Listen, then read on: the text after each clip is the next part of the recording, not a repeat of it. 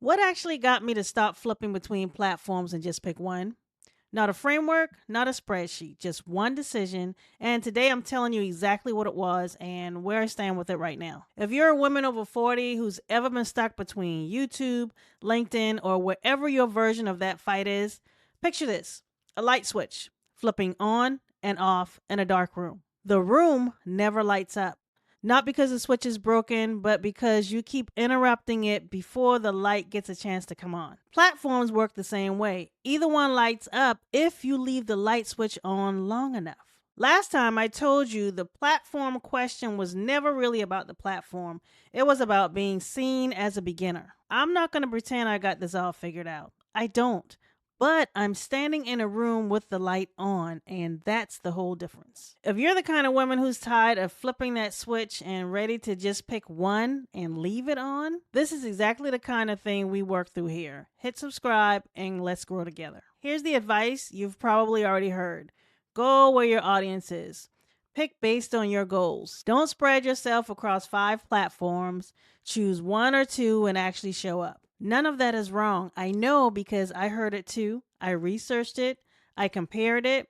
I read article after article trying to find that one that would finally make the decision obvious. And every time I got close to an answer, I found one more piece of advice that made me question it again.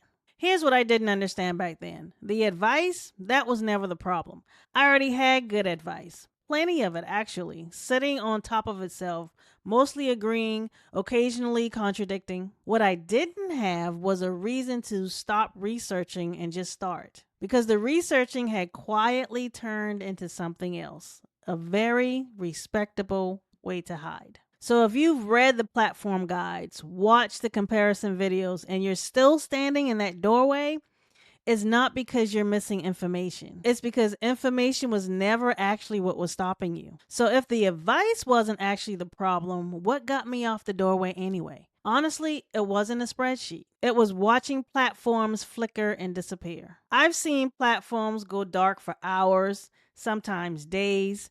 I've watched people lose every contact they built, gone, overnight, no warning. And that changed the question for me. It stopped being which platform is right for my audience, and it actually became something simpler. I wanted to put my time somewhere I actually trusted would still be standing. Back in May, Instagram ran what people started calling the Great Purge. Overnight, millions of accounts just disappeared. It didn't matter if you were small or one of the biggest names on the platform. Everybody's numbers moved. Nobody got a warning first. That's not a hypothetical. That actually happened this year. Here's the part I really want you to hear though.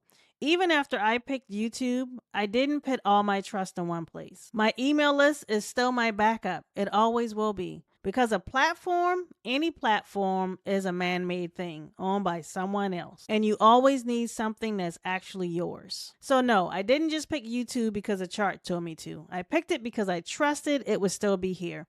And I kept my email list because even trust needs a backup. So, how long is long enough? I wish I had a clean answer for you, a specific number of days, a moment where the room just suddenly lights up and you know you made the right call. That's not how it worked for me. Here's why I actually am. I'm back on YouTube, really just getting this going again, working on just being consistent, showing up even on the weeks it's hard to. I'm not going to stand here and tell you I've cracked it. I haven't. I'm still building this channel back up, still learning what works, still figuring out my rhythm. And I used to think that meant I wasn't ready to talk about any of this yet, that I needed to wait until I had the results to back it up. But here's what I've landed on instead. You don't have to have arrived somewhere to be worth listening to. Sometimes the most honest thing you can offer someone is showing them the middle, not the highlight reel, but the actual, ordinary, still in progress middle. So that's what this is. You're getting a front row seat, not to a finished story, to a real one. You get to watch this channel grow in real time alongside me. And if you're standing in your own doorway right now trying to decide if it's even worth flipping the switch on, I'd say leave it on. Not because I can promise you exactly when the room lights up, because I can promise you it's worth staying in the room long enough just to find out. So, if you're standing in your own doorway right now, here's my one ask. Pick a platform, not the perfect one, not the statistically correct one, just one, and leave the switch on long enough to see what actually happens. And if you want to see what that actually looks like, not the highlight reel, the real thing, come join me inside Scale Without Noise. You're already watching this channel grow. Come watch from the inside and let's grow together. And if you want a front seat to how this actually goes, hit subscribe. New videos every week, no highlight reel, just the real thing. Picking your platform is one decision, but once you're on it, there's still everything else sitting on your plate. The 2-page list, the to-dos that never seem to end. That's exactly what we're going to get into next. I'll see you next week, and remember, keep growing and keep going.